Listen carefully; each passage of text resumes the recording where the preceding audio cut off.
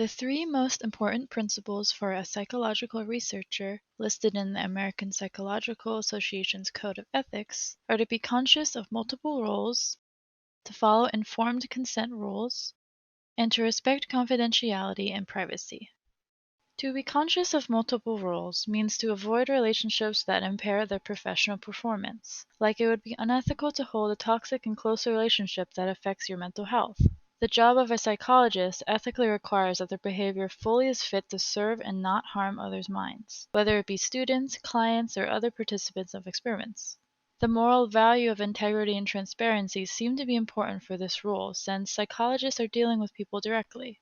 Since psychologists are dealing with people directly, it is essential to build trust and safety with those whom they gain consensual power over in experiments. So, building trust is done by using moral values of integrity and transparency.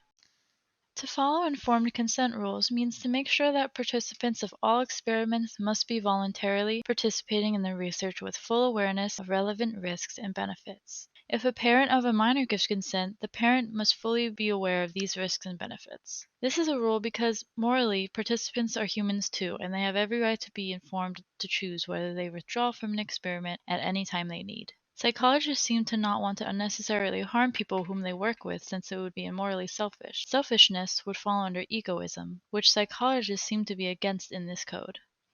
There seems to be a preference towards Kant's categorical imperative for respect for persons, since it would be immoral for psychologists to use people for their own benefit. There must be mutual consent and therefore a partnership.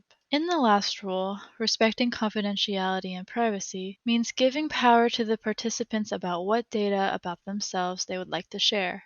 Nobody must reveal any information about themselves to the public unless they give consent for the necessity of the experiment. This rule is important since psychologists must, again, think about the interest of individual people instead of their self-interest.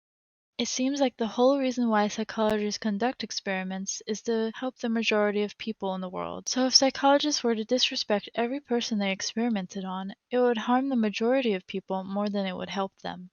An ethical theory that could help explain their moral values could be utilitarianism as well, since they would ideally want to help more people than to harm them.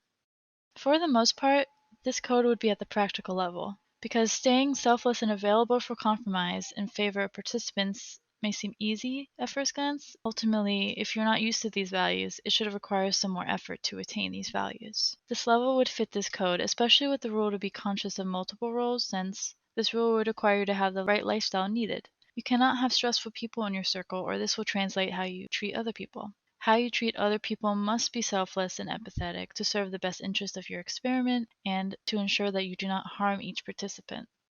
The best people to include in your circle would be empathetic souls who understand and care about your needs. A lot of the time, this isn't the case for a lot of people, so it would be required of each psychologist to put in the effort to uphold this value, or at least be very skilled at shutting off any personal emotion when in contact with participants.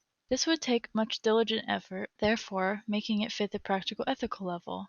Other two important rules in this code, to follow informed consent rules and to respect confidentiality, could also fall under the practical level since not everyone is used to thinking selflessly, but these last two rules, though, may be ambiguous since it is currently attainable to ask for consent. I argue that you're merely just staying careful over what is consented for or not. It is socially acceptable and not particularly praiseworthy to ask for consent. Many may also argue that asking for consent is the bare minimum for respect. So, this code is in between the currently attainable level and the practical level. The Stanford prison experiment gives a great example of the participants' right to withdraw. The Stanford prison experiment was conducted by a research team led by a psychology professor in 1971. The participants were informed that they were to be in a prison setting for 2 weeks to evaluate how being in a prison affects people's behavior.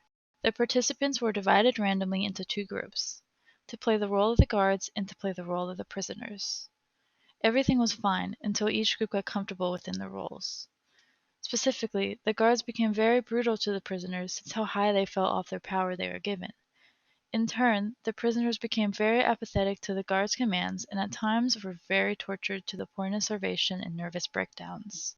After only a couple of days, one prisoner was begging to leave the experiment, worrying that he was in a real prison. So, on the 6th day of the experiment, the research team decided it was time to end the experiment. The harm caused to the prisoners became too much to ethically bear and witness. This example is extreme, but most psychologists constantly are considering whether experiment has gone too far or not. They must consider whether they are respecting the participants' right to consent and withdraw whenever they need. After researching the code of ethics for a psychology researcher, I've learned that this profession truly requires you to care for your work. You must live your life ethically and act ethically towards yourself and the participants. It surprised me to know that psychologists must maintain a healthy list of people within their lives to execute their job responsibly.